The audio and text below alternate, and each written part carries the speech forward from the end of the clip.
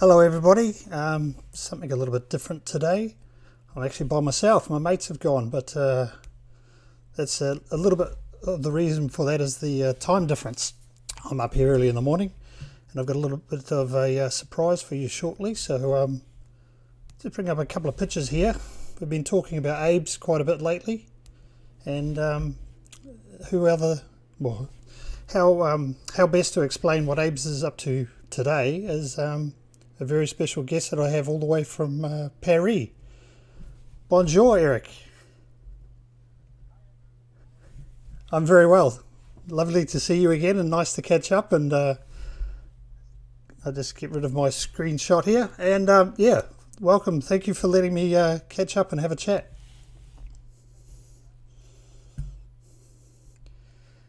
Yeah, so you don't look like you're at home. Where are you, Eric?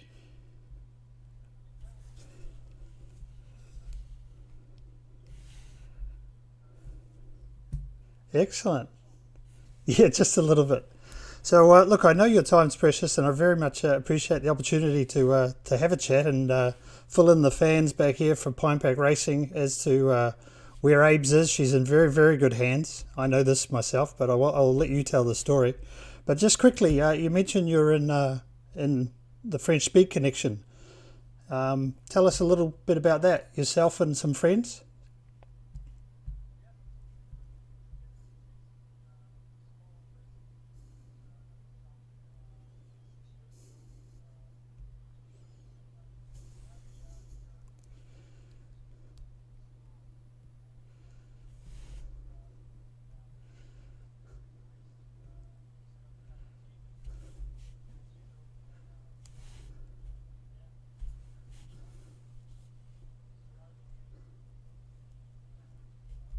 Yes. if I should say. Sorry, my apologies. I just had you muted there a little bit. So shows you how bad it is. I'm still half asleep here, being at I think it's just going 5 o'clock in New Zealand here at the moment. Yeah, very early for So you. yeah, so Abe's Benjamin Poron Yeah, is Abe's driver. Um, absolutely. Yeah. yeah, so tell us a little bit about how did you come about having Abe's up in Europe? Well, in 2014, a new championship was launched by Peter Otto, who is the probably heard of him, is the organizer of Le Mans Classic, Yes. probably one of the best and most renowned organizer of classic races here in Europe. And in 2014, he launched a new championship called Heritage Touring Cup, who addressed the touring car of the from 1966 to 1984. So everybody jumped on it. These were the opportunity to raise the Ford Capris and BMW CSLs and Ford Escorts that were tucked away in garages and never used. So it was the opportunity to have a new grid and new cars. So. Yeah. We had a '67 Camaro that we raced in that championship, and my friend Ben, who was an ex-pro driver, driving single seaters in Europe. He said, "Yeah, I want to join in. I want to do vintage racing. That seems to be fun. So I want to be in the same grid as yours. So, but what car can I drive?" So that was the question, because everybody wanted at that time BMWs and Fords. So we were like, okay, let's try to find something that would be really fast, but really unseen in our on our soils. Right. And so we started to make basically some researches of what touring cars raced all over the world, and which one could be appealing to us. So that basically was the start of the search. And so you lucked on obviously a bit of research down in Australia, and Abe's Babe popped up. Absolutely, yeah. We realized that in Europe, the Zack Speed used to race very briefly the Fox Body Mustang as an interim car between the Capris and the Sierras. And also a Belgian team had a car and raced it in the Spa 24 Hours.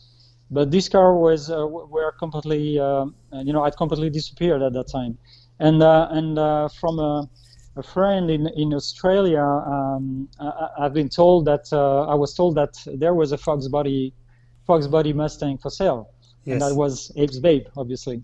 Right.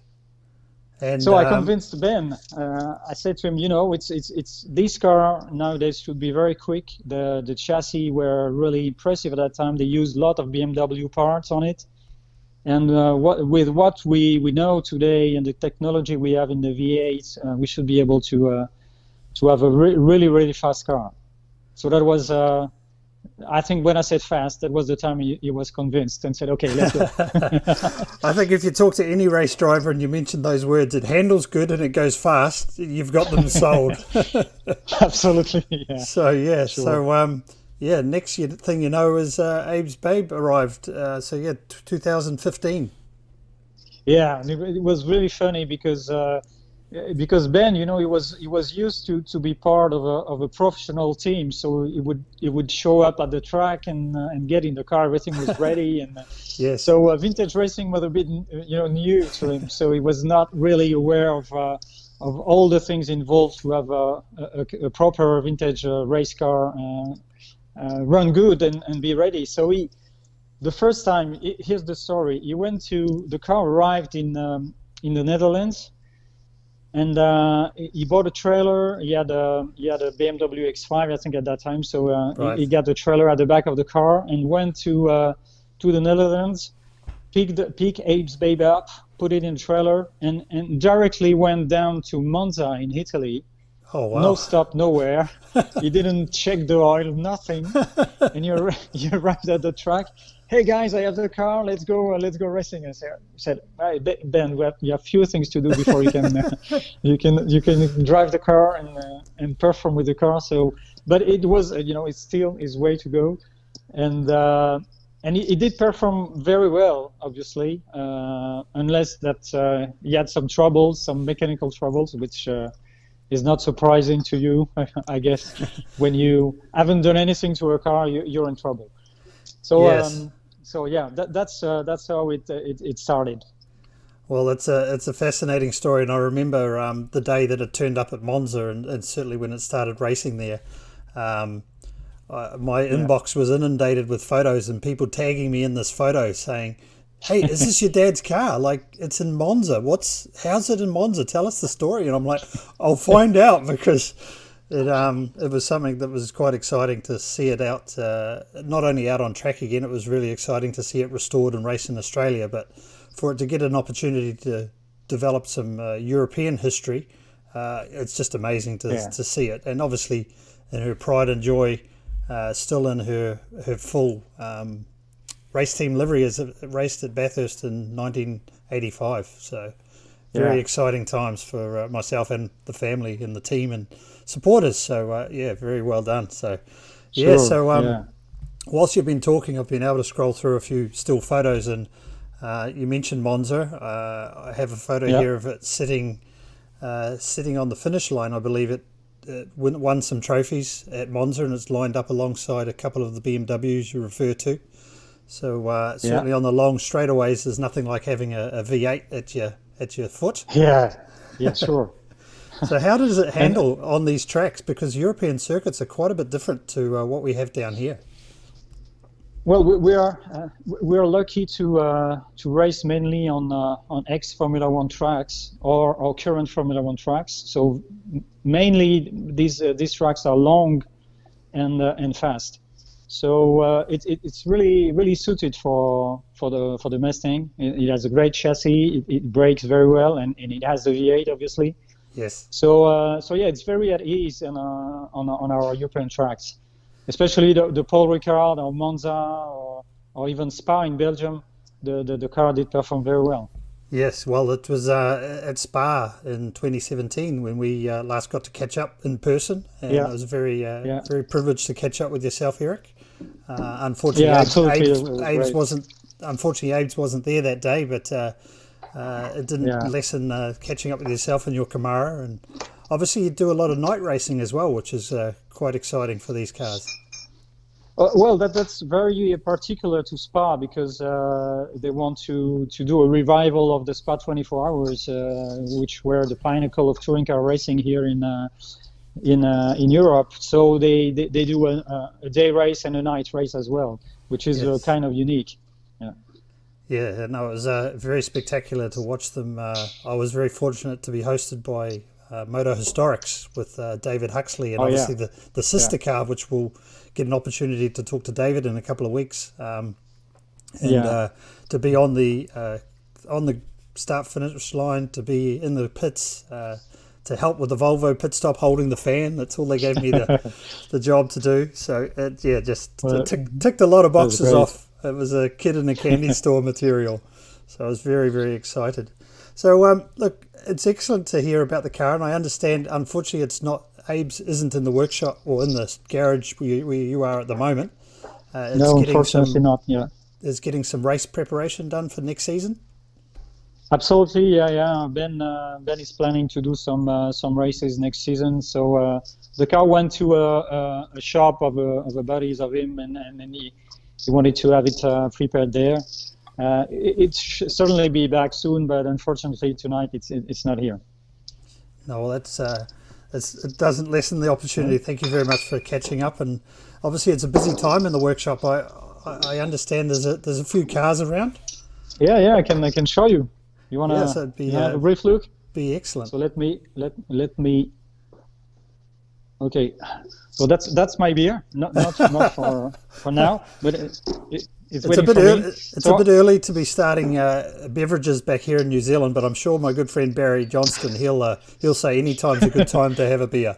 Oh wow! it's 6 p.m. here, so that's okay for us. So yeah, very briefly, here you have the very first factory Di Tommaso Pantera Group 4.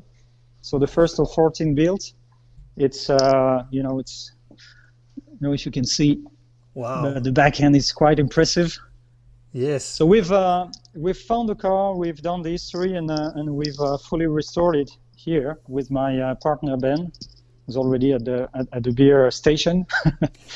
And yeah, it's a fantastic car. Ex Herbert Miller. It raced in the Le Mans 24 Hours test in 72 and Monza 1,000 kilometer in 72. Wow! And I understand. That, I just shown a picture for our viewers of it in its bare shell.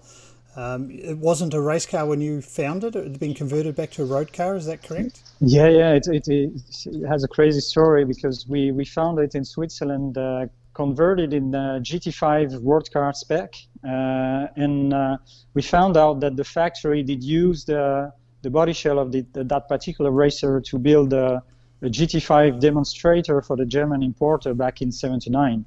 So the car lived from 1980 to 2016 as a road car. Wow! Amazingly. Yes. So it's fully restored in its livery that it ran back in the day. Absolutely, yeah. The exact livery it had at Monza in '72. Excellent! Wow! And have Beautiful. you've had a drive yourself? Yes, we did. We did drive it at Le Mans Classic and Monza Classic too. Yeah. Yes. Now I've spotted something to the left-hand side, and it's not the gentleman drinking in the background. There's a very stealth-looking black thing there. Wow! What's this? Yeah. It's the last project we've had. It's 2010 Lamborghini Murcielago RSV GT1. So yeah, it's a car, one of the last of 5 built, and it's the only one that raced in the 24 Hours of Le Mans in period. It was, you can see it here. Wow! It was in 2010. Yes. So it's really an impressive car, very modern to our standards because we're not used to drive so modern cars. So it was kind of new to us, but Yes. nevertheless, I don't know if you can see the interior. I think that I need to come for a seat fitting, Eric. Oh yeah, look at that! Wow! Original 24 Hours of Le Mans sticker still in it. Wow! You can't get any more period original than that. Yeah, absolutely. Yeah, Yeah. and So that car is with this massive V12, 6.5 liter V12. It sounds like no other car. It's absolutely bonkers.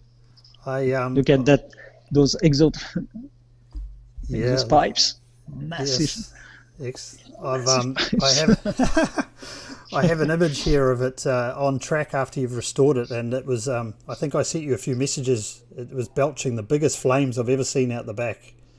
Oh yeah, it does. Yeah. Amazing car. So they're just. I mean, it's a little bit different from a Fox body Mustang, I must say. It's a two-door. Sure. That's about all it's got in common. Yeah, sure. Yeah. Very modern, very carbon brakes, sequential gearbox. It's very different from what we used to drive. Yeah. But yeah, it's a great experience. We would have needed more practicing because the carbon brakes alone are very difficult to get to temperature, and with that massive grip and big aero, it's very difficult to get the limits of such car when you're a non-pro driver. Yeah, well, I really feel for the pain of you having to drive that and experience all of those difficulties, Eric. Yeah, that's a pain. You need commitment. It's not easy every day. We can see there a picture of the car, the Pantera, back in its period. Yeah, 72 at Monza, 1,000 kilometers with Herbert Muller. Wow, famous driver. Yeah, that's a great picture.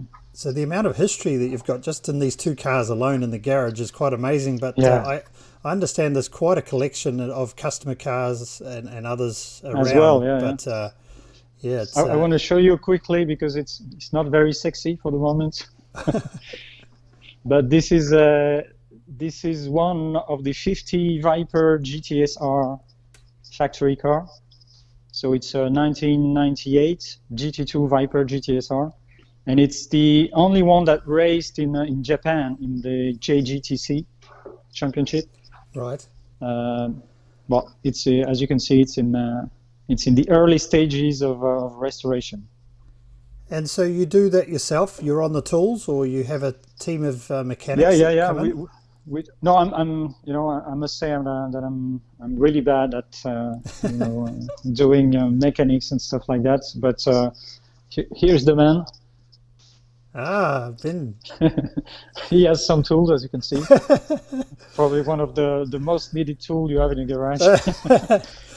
He would be a very good friend of mine, Barry. Him and Barry would get along well. I don't know how good Benjamin's English is, and I know Barry's French is very poor. Yeah. Well, he speaks English very well, so there's an opportunity. Yeah. Here is the also one of the latest projects that we have. It's the 1982 24 Hours of Le Mans Porsche 924 GTR. So one of 17 factory race cars built, and this one is quite special because it raced at Le Mans at the 12 hours of Sebring, 24 hours of Daytona, 6 hours of Watkins Glen, and so on. So it has an incredible racing history. Yes, it's so we got plan a to race it at Le Mans. Yeah, absolutely. Wow. Yeah. And so when you say race at Le Mans, is this obviously they do a lot of heritage racing there as well? It won't be the full 24-hour. It'll be a shortened feature race, is it? Yeah, the classic Le Mans every other year. It happens. So it will be 2022 next year, and you race night and day. But of course, the races are much shorter. So you have typically during the weekend on a grid you have 4 or 5 runs, and each run is between 45 minutes to 1 hour. So you have the opportunity to race at night too, which is amazing at Le Mans, you know. Yes. Now I don't expect you to tell us the story of every car because we'd be here till the long hours. But just seeing in the background all of this this collection is quite amazing. Oh, there's your Camaro. There's the Camaro, yeah. Yes, that's what I saw you racing at Spa in 2017, and that's an original Trans Am, I understand. Well, it didn't race in Trans Am, unfortunately. In period, it raced in A Sedan, SCCA A Sedan, which is the I would say the not the pro league, but was the amateur league and national championships. But the cars were built to same spec as Trans Am, yes. So it has all the period logbooks from '71 and so on. So it has also a great history. Not big races, but nevertheless great history. As it raced continuously from '71 each year. So this year it would have 50 years of racing. That's an amazing story for a car, and I know when I saw it, it's in immaculate condition, and like everything we can see here in the garage, very high presentation level. You're teasing me now. There's a GT40 there, and now we've got a Cobra. It's GT40 is a replica. Right. This is a genuine T70 MK3 coupe. Oh my goodness. Lola. And this is a genuine Cobra 427. Wow. So yeah, great lineup. You have a very bad day job, I can tell you that much. Yeah. We are car nuts, just as you are. So yeah. Well, I found the linkage of where Abe's Babe has ended up, and obviously Benjamin and yourself, and with the Camaro linkage, obviously. My father drove Abe's quite a lot, and my uncle did a lot of laps in it, and then later on moved into the Camaros. So he too did a 68 Camaro, a 70 Camaro, and as you know, I've shared the photos of his Monza, and I understand you've got a bit of a soft spot for a Monza as well. Oh yeah. I love the Deacon Monza. I would like to bring one in Europe too. That would be amazing. Yes. So once you're a car nut, you're always a car nut, and unfortunately, once you get tainted with the brush, it's hard to get rid of it. But I love it, and I certainly love hearing the history of the cars you have around you, and knowing if anywhere that Abe's Babe could end up in Europe, I think it's lucked on the best home possible, because you guys you love it dearly, and she's looked after with great care and affection. And I know Benjamin's a little bit frustrated with some of the gremlins that he had during his race time with her, but she's renowned for a little bit of that, because she was a bit temperamental back in the day. We have seen some trophies and seen some results as well, which is a credit to you and Benjamin for all the effort and hard work that you've done. And it looks like you've. Sorry. I said, it looks like you've returned back to the bar stand, and I suspect he's just with you, absolutely. Is he? He seems to be ready, but we have quite some time, no problem. We're not so in a hurry. No, I just wanted to getting back to Ben and Abe's Babe. I think he's been through hard times, finding the right setup and doing the right stuff so that the car would be reliable again. So it's been quite a long journey for him. So as you mentioned, he was a bit frustrated, but he finally mentioned, as you remember probably in Imola, to score a second overall, beating all the field of big players like GA, Capris, and 24 valve CSL. So he was really happy with the result. He would have preferred winning, but that's right. A second place overall was already an achievement. The podium is quite impressive, and given the car is still relatively new, the amount of racing you haven't done and you've done with it isn't great. So still becoming familiar with the car. Yeah, sure. Yeah. Hopefully next year is going to be a good one. We'll see. Yeah. Well, look, Eric, it's been an absolute privilege to catch up with you yet again. And you're welcome. Be taken on a tour of your amazing facility. And I'm sure you're going to get a few more likes on Facebook and Instagram, because all of the fans back here who may have not realised where Abe's is, they'll be wanting to do some further research and find out for themselves. So, thank you once again. That was a pleasure. I hope we're going to have the opportunity to do another podcast with Abe's Babe. That's gonna happen for sure. Yes, it is. And say hi to Eric for me, and we'll get him on camera next time. And I will. And you all the best for you. All the best. Thanks very much. That was fun. Thanks.